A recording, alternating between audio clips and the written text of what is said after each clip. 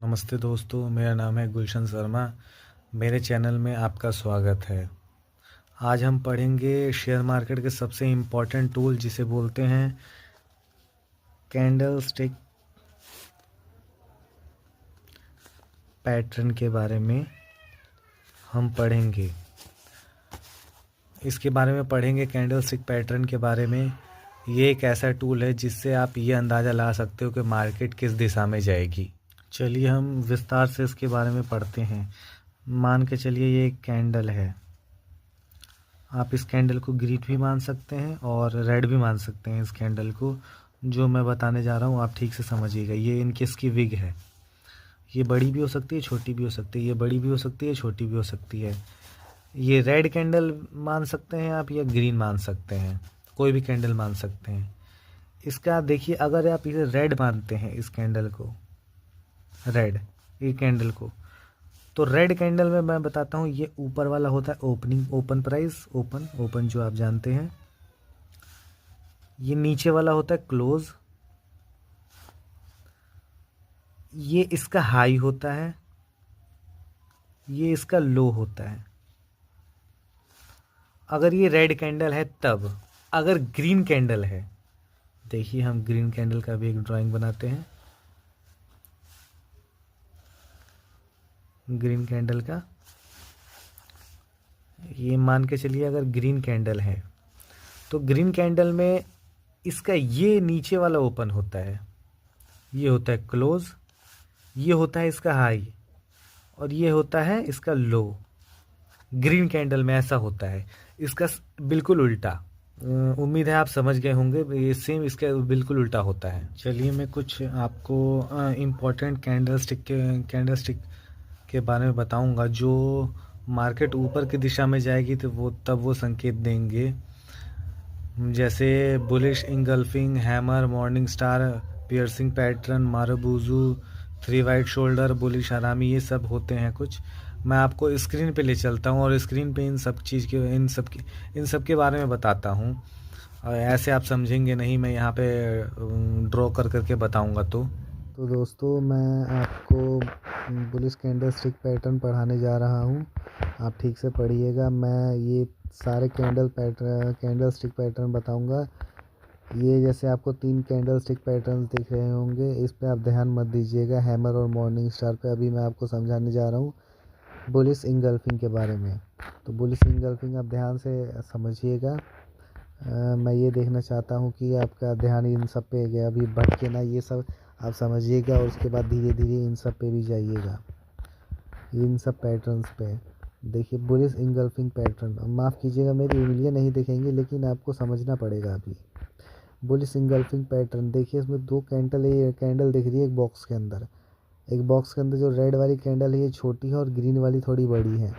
देखिए रेड वाली कैंडल की भी 2 विग है, ग्रीन वाली कैंडल की भी विग है, थोड़ी बड़ी विग है। लेकिन रेड वाली जो कैंडल है इसको पूरा कवर कर ले रही है ग्रीन वाली कैंडल, नीचे से भी लेके और ऊपर से भी।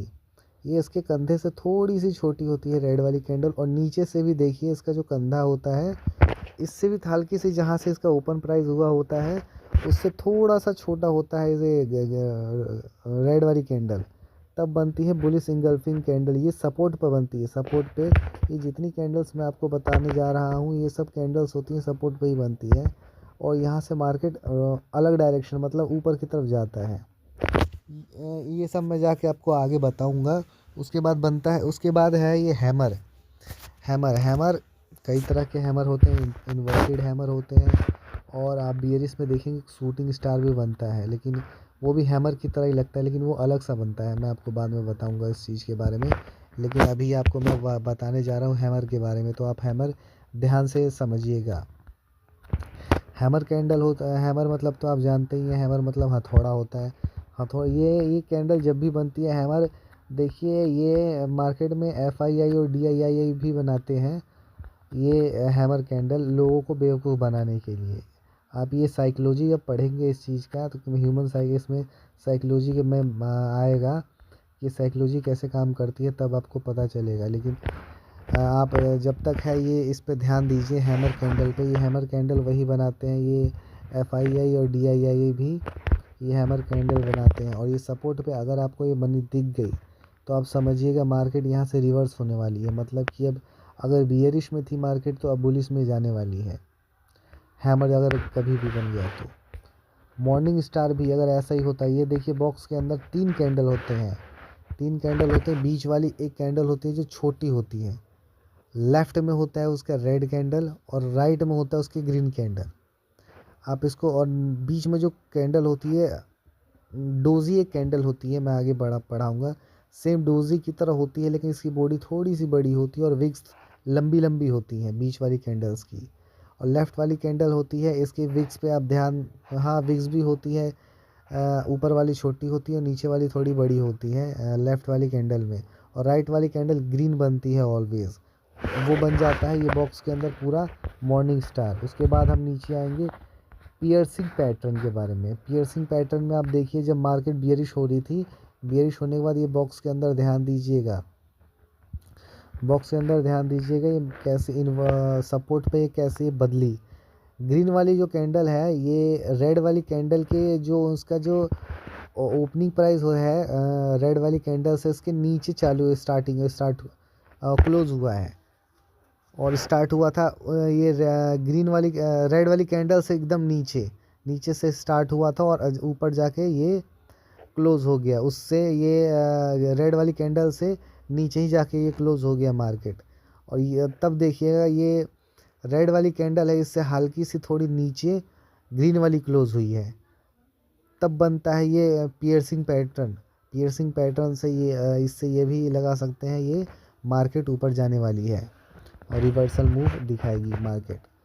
मारूबूजू, मारूबूजू बहुत अच्छी कैंडल होती है। ये कैंडल ऐसी होती है जिसमें विग्स ही नहीं होती। मारूबूजू में ये एकदम सीधी कैंडल बनती है, सिर्फ सीधी ओपनिंग होगी, हल्के से भी विंग नहीं बनाएगी, ऊपर जाते जाएगी और क्लोज भी होगी वहाँ भी विंग नहीं बनाएगी। ये होती है मारूबूजू कैंडल। मारूबूजू एकदम अच्छा सिग्नल होता है, ये कंफर्म है लगभग ये 70 से 80% काम करता है मार्केट के अंदर। इससे मार्केट पूरे डायरेक्शन चेंज करता है। मैं 70 से 80% बोल रहा हूँ, कुछ ज़्यादा ही ये काम करता है अच्छे से। Three white shoulder, three white shoulder हरदम मार्केट में बनती है। जब मार्केट अगर बुलिश में होता है, बुलिश ट्रेंड में होता है, तब ये 3 कैंडल्स बनती है। मतलब थ्री वाइट शोल्डर मतलब 3 कैंडल्स बनेंगी ग्रीन ग्रीन ग्रीन। अगर ये बन गई तो आप समझ लीजिए चौथी भी कैंडल ग्रीन ही बनेगी। अगर हो सकता है रेड भी बन जाए लेकिन मार्केट ऊपर ही जाती है। मार्केट ने अलग डायरेक्शन पकड़ लिया थ्री वाइट शोल्डर जब भी ये कैंडल बनती है तब। कभी भी आप ध्यान दीजिएगा थ्री वाइट शोल्डर कैंडल पे, तो मार्केट अगर अपना बुलिश ट्रेंड दिखाएगी तब ये कैंडल बनती है थ्री वाइट शोल्डर। अब नीचे पड़ा बुलिश हरामी। बुलिश हरामी होती है जब भी ये, अगर बेरिश मार्केट होता है तो बेरिश मार्केट सपोर्ट पे आने के बाद एक बड़ी सी बॉडी बनाता है ग्रीन कैंडल, वो रेड कैंडल की। उसके बाद रेड कैंडल से छोटी बनती है ये ग्रीन कैंडल। इस पे विक्स तो पे इतना कुछ ध्यान नहीं देते, विक्स छोटी बड़ी हो सकती हैं लेकिन ये रेड कैंडल के बॉडी के अंदर ही होता है ये ग्रीन कैंडल। उसके बाद मार्केट चेंज करने का ये भी डायरेक्शन देता है। इस पे आप कंफर्म मत होइएगा इतना, ये लगभग ये 30 से 40% सक्सेस रेट होता है इसका। ये बॉडी के अंदर ही, आप ये बॉक्स के अंदर ही देखिएगा। उसके बाद होता है इन्वर्टेड हैमर। इन्वर्टेड हैमर जैसे मैंने आपको ये बताया था अभी, हैमर की तरह ही होता है इन्वर्टेड हैमर, लेकिन इसका हथौड़ा नीचे की तरफ बना रहता है।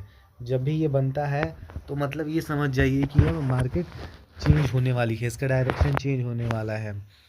जैसे लेफ़्ट में बियरिश मूवमेंट था, सपोर्ट पे आने के बाद ये इन्वर्टेड हैमर बना, यानी मार्केट अब रिवर्सल पकड़ेगा और ऊपर जाएगा। इन्वर्टेड हैमर जब भी बनता है ये, इसका भी सक्सेस रेट 50 से 60% होता है।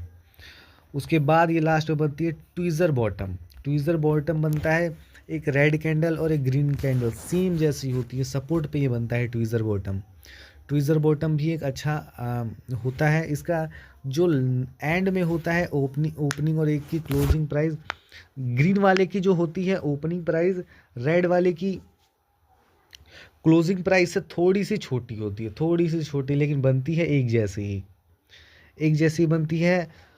तो आप समझ जाइए कि ये भी रिवर्सल होता है मार्केट का, और ये मार्केट अब अपना डायरेक्शन चेंज करने वाली है। तो मैंने आज बुलिश कैंडलस्टिक पैटर्न बताया आप सभी को, तो उम्मीद है आप ठीक से और ध्यान से इस चीज़ को पढ़ेंगे। सब मैंने बताया है, बुलिश इंगल्फिंग और हैमर इन सब के बारे में, ट्विज़र बॉटम तक सब कुछ बताया है डिटेल में।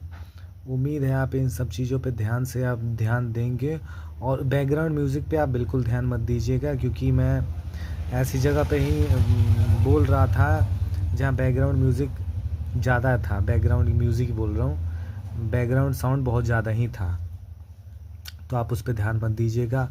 आप बस इन सब चीज़ों पे ध्यान दीजिएगा। और हाँ, ह्यूमन साइकोलॉजी बहुत काम आती है शेयर मार्केट में।